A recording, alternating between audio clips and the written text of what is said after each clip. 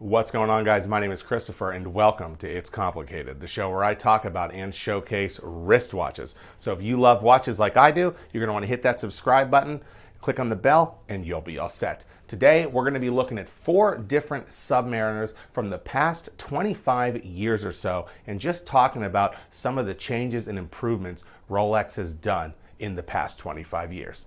Here we go.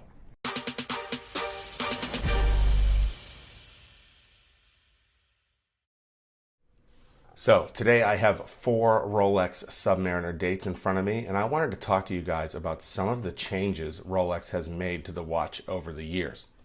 Some of these changes apply to many watches and not just the Submariner, but since these are all Submariners, I figured I'd just focus on the Submariner. The 3 two-tone Submariners I'm featuring today were provided by watchchest.com. Nice set of fellows over there with lots of Rolex watches, so I'll put a link in the description below. So let's start with the 16613 from 1997. Now, back in 1997, Rolex was using tritium for the lume on the dial here. You can even see, you can look right there, and you can see at the bottom of the 6 o'clock marker, you can see Swiss T under 25. That's how Rolex let people know they were using tritium, which is just a radioactive isotope of hydrogen. Nothing to worry about here. That under 25 basically means it's under a level that would ever harm you, but the radiation is there. Getting a little carried away here. So it does have tritium on the dial. It has an aluminum bezel insert. It has a holes case, hollow end links here. So if I pop off this bracelet, this end link right here, it's going to be hollow. It's just much easier to bend or get damaged versus a solid end link. Nowadays, really only cheap watches have hollow end links. Now, this is a two-tone sub, but you'll notice the clasp here is just steel, no gold running through it. Also, this watch does have a diver's extension in the bracelet. Now, this one is a little loose, a little worn out. This should stay in place there, and then you would pop this out, and this would come out, and there is your diver's extension. Plug that back in, and then it would lock right back up. Now, that diver's extension becoming loose like that is somewhat common in the older Submariners, so something to be on the lookout if you are looking to buy a Submariner that does have that type of diver's extension. Another thing to mention about this watch is the center links here. The center links are actually hollow. If you look above my left thumb, you can see right through that center link. Now, that is something that all of the older Rolexes had, hollow center links. Fast forward 3 years to 2000, and let's see what Rolex has done with the Submariner. Here's another 16613, black dial this time, and Rolex has gotten some nice improvements in just 3 years. For starters, no more tritium. Rolex started using superluminova by now, and you can tell there's no more tritium because that T that signified tritium under the 6 o'clock marker is now gone, and it only says Swiss made. Still an aluminum bezel insert, still a holes case, but the end links now are no longer hollow. These are now solid end links. That prevents some stretching in that area. They aren't as easy to bend or damage. And check out the clasp on this one. Boom, gold all the way through. Really helps to match that two-tone bracelet. Looks much, much better now. Now, this watch still has hollow center links. Again, you can see right through them, just like the one from 1997 did. Now, this watch does have a diver's extension, but a much improved version of that diver's extension. You see that circle there? That's how this watch's diver's extension works. Push that, comes undone, pull it out, there's your diver's extension. Push that part back in first, and snap it back in. Voila. And no wear on that diver's extension. Still works just as nice as it did almost 20 years ago. Definitely some nice little updates to the Submariner date. Now, fast forwarding 8 more years, this is my 2008 16610, still using super luminova for the lume, still has an aluminum bezel insert. Now the Submariner date is a no holes case, which is a nice improvement. Still has solid end links, no gold in this bracelet, but of course it would have gone through the clasp as well if it was a two-tone. Same push button diver's extension as I just talked about on the last watch. Same hollow center links still. See right through those center links.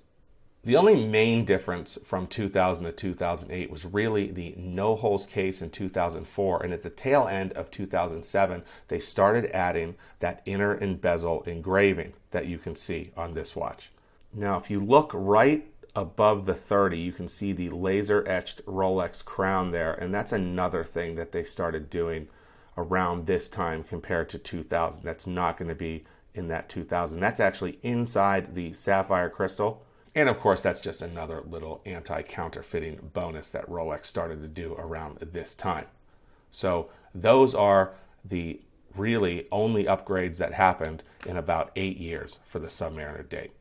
Now we have a Rolex Submariner date from 2012. Lots of changes from 2008 to 2012.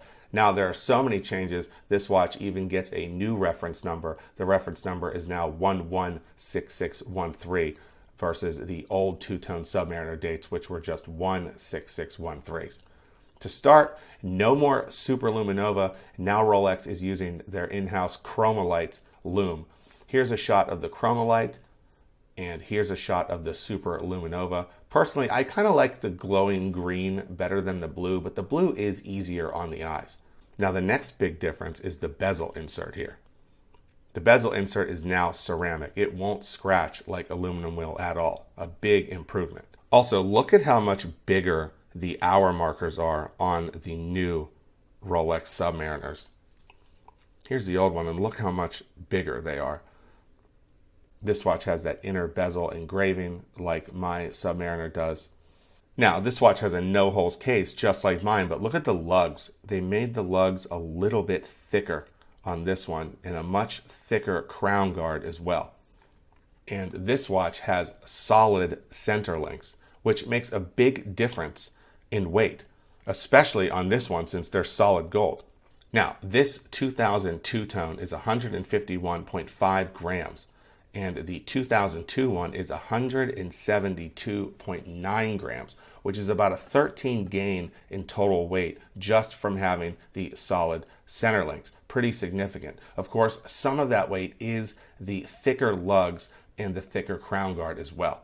Now, another big change is the clasp. Let's check that out.